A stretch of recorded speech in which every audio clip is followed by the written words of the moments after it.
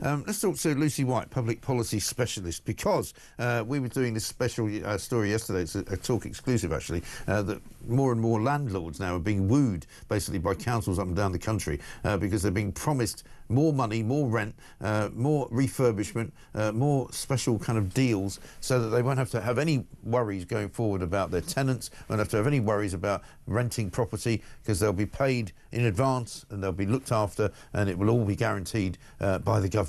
And this, I'm afraid, is a recipe for disaster, as many of you said that you agreed with that yesterday. Lucy, very good morning to you. Hi, Mike. Good morning. How are you? Very well indeed. Very well indeed. I mean, this ridiculous government of ours, which is now commemorating 12 months in charge, basically think that it's a good idea to move people out of hotels, the migrants who are in the hotels, because it's costing so much money, billions and billions of pounds a year. I think it's £8 million a day now or something ridiculous, isn't it, that we're paying for it. But let's move them into houses where it's actually going to cost even more money. And we're just showing your tweet there saying that, you know, do British taxpayers actually really want to pay to house all of these people who are going to live very high on the hog with some brand new furniture without having to pay for absolutely anything? Yeah, exactly. It's absolutely absurd. So I just thought, you know, why not put a poll on Twitter?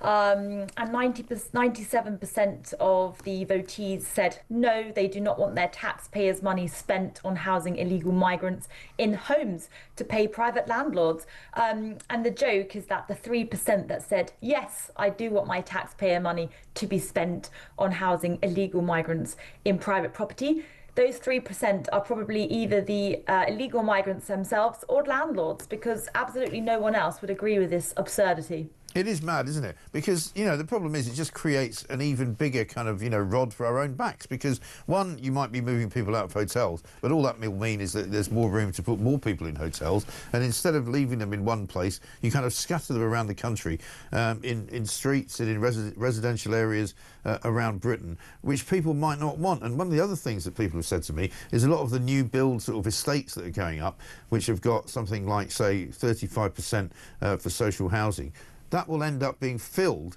with a lot of these migrants, won't it? Oh, it's terrible. I think a lot of people are focusing on the economic side of this disaster, but I think most importantly is the social and cultural disaster.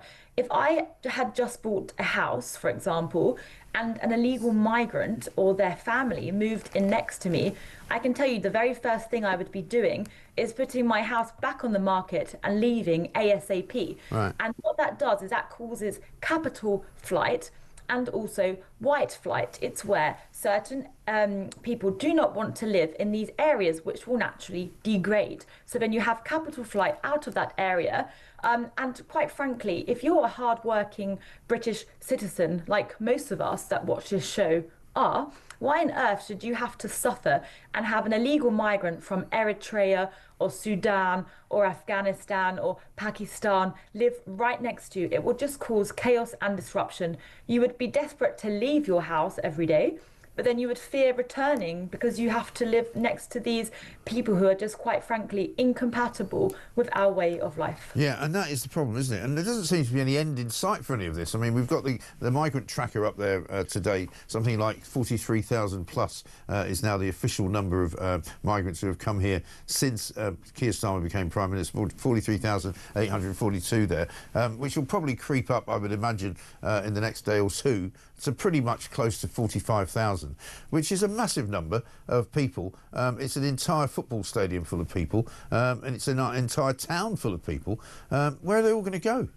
Yeah, well, I tell you what, we need a policy of remigration. We need to get them out of here. They need to be detained and deported immediately.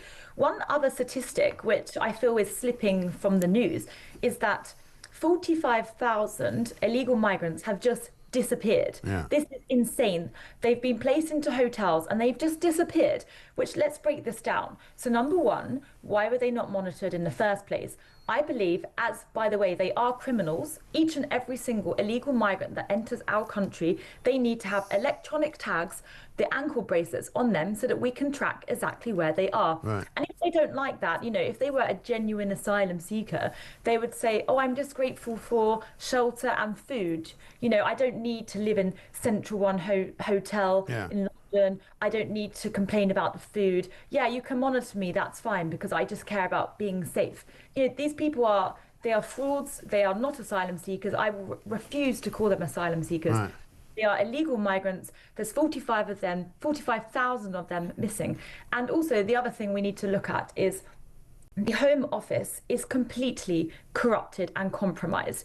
I spoke on Talk the other day about Imran Mullah, the Home Office Yes. worker who had been accepting bribes of thousands to bringing Bangladeshis and Turkish illegal migrants to accept their claims. Yeah. And I've got a statistic here for you, Mike, which is this. Between 2018 and 2025, 51,600 asylum seekers had their refugee status approved, and only 25,600 were refused. And that is exactly by chance. 67%, i.e., two-thirds, were approved, Yeah. and only one-third were not approved. And why is this approval rating so high? It's probably because the Home Office is embedded in corruption. They've been taking bribes to accept asylum seeker claims, and now, as a consequence, they are just inflicted onto poor British citizens as neighbours. So what I would say is a policy is every single illegal migrant, and again, I refuse to call them asylum seekers because they are not, every single illegal migrant that has had their refugee status granted from 2018, every single one of those needs to be reviewed and revoked, quite frankly. The Home Office needs to be abolished and replaced, and we need to do this properly. They all need to be detained and deported. Yeah.